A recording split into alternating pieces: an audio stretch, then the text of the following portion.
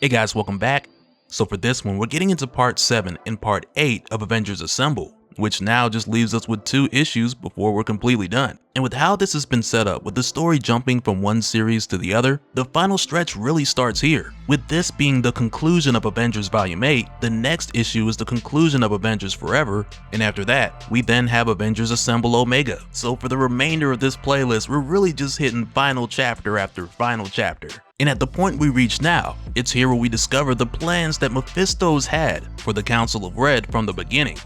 So let's get into it.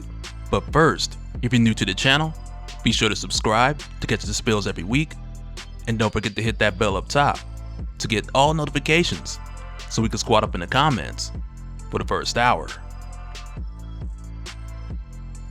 Alright, so coming back from our last talk on the multiversal war for Infinity's End, after we got the reveal of Avenger Prime being Loki, which nobody was surprised to see, we then got that insane origin story of how he became the most powerful Loki in the multiverse, and how that path led to him becoming Avenger Prime as well as the Guardian of the God Quarry. And now, with us knowing who Avenger Prime truly is, we see him bring the heroes from Earth 616 to the God Quarry to join the fight. And when you think about it, from here going forward, this is the moment where all the storylines we've been covering come together. From our talks on the 2018 Avengers run, which was split between your modern day Avengers and the Avengers 1 million BC, to our talks on Avengers Forever, which took us all across the multiverse and back. So there's been quite the build up to assemble as many heroes as possible, which all started with Avenger Prime sending out the Death Hunters. So it's only right that he brings everyone together to Ground Zero at Infinity's End. Because if the Doom above all and his army of dooms take it, he'll be able to rewrite all of reality however he likes. Which is the reason why there's so many heroes here. But even with the heroes of Earth 616, stepping through the portal and pulling off this on your left moment, it doesn't shift the needle as far as to the point where you just have the multiversal Avengers running over Doom Supreme's army. Because at the end of the day, these aren't Doom bots, they're all Dooms from across the multiverse, with each one of them being a sorcerer in their own right. So even when there's a moment when the Dooms are outnumbered, they're still taking out enough of the multiversal Avengers to even the playing field.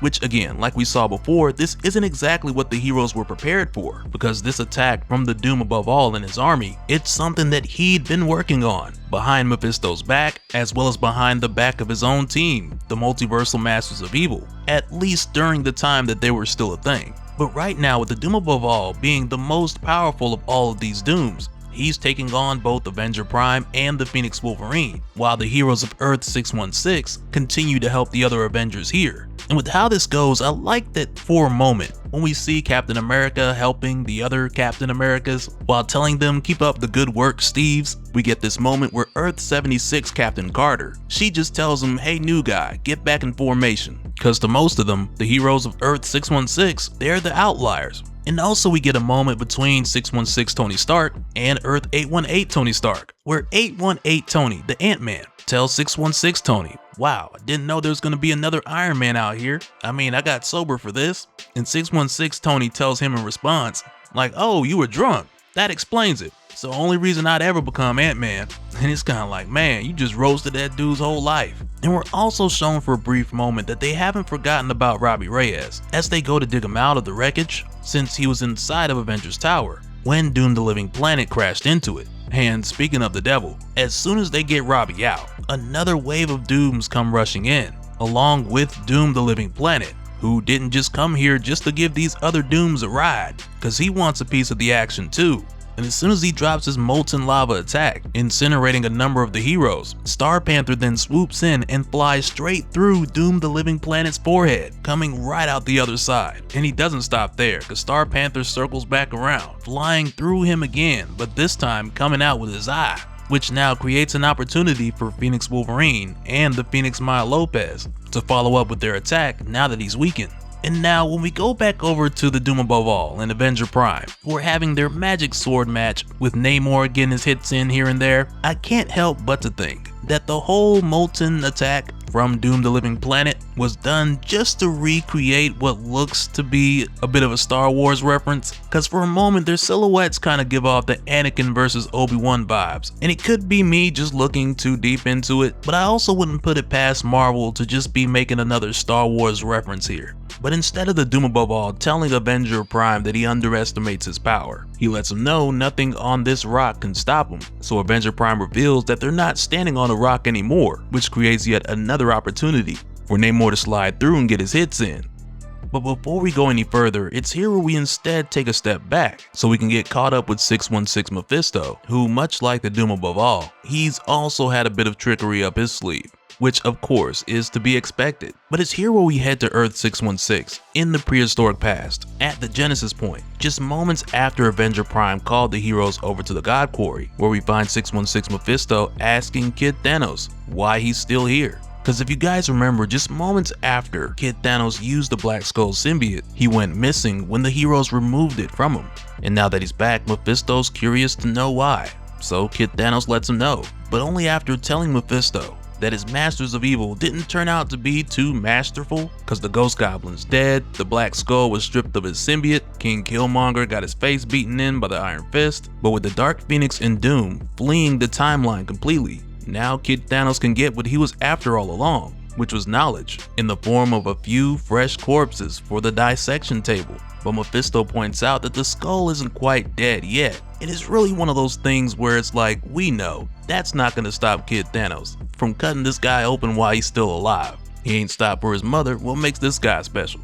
And Kid Thanos goes on to ask Mephisto, since his plans to rewrite history have failed, why is it that he's not devastated? And also, does he plan on sticking around and taking on the Avengers by himself? Only for Mephisto to just laugh at the idea of fighting the Avengers alone, as he makes his way back to the God Quarry, wishing Kid Thanos well on his quest for knowledge. But back over at the God Quarry, when 616 Mephisto gets there, he's met by what's left of the very upset Council of Red, who tell him that he lied to them because he told them that the resistance at the God Quarry would be minimal, only for them to get here and find the place flooded with Avengers, which now has them thinking that 616 Mephisto deliberately lied to them. And really, the truth of the matter is, he did. But no, seriously, for the Council of Red, this is a huge deal, because for an organized group of Mephistos, they really don't have much of any rules, but one of the few rules that they do have is that they can never lie to another Mephisto, and the Council of Red is more concerned about that than 616 Mephisto leaving them high and dry. So they tell him they took a vote and they're sentencing him to death. But before they can fully get the whole sentence out to let him know, 616 Mephisto takes advantage of the fact that all of these guys are weakened from their battle with the multiversal Avengers, and he slaughters the remaining Mephistos from the council, because also while these guys have been here fighting heroes from across the multiverse, getting worn and tired and weaker, while 616 Mephisto was away, he was getting stronger, which together just crafts this perfect storm so that when he came back, he could just wreck these guys fairly easily. Because as it turns out, this was Mephisto's plan all along, for him to be empowered by the ravaging of Earths, siphoning the essence from each of those ruined universes,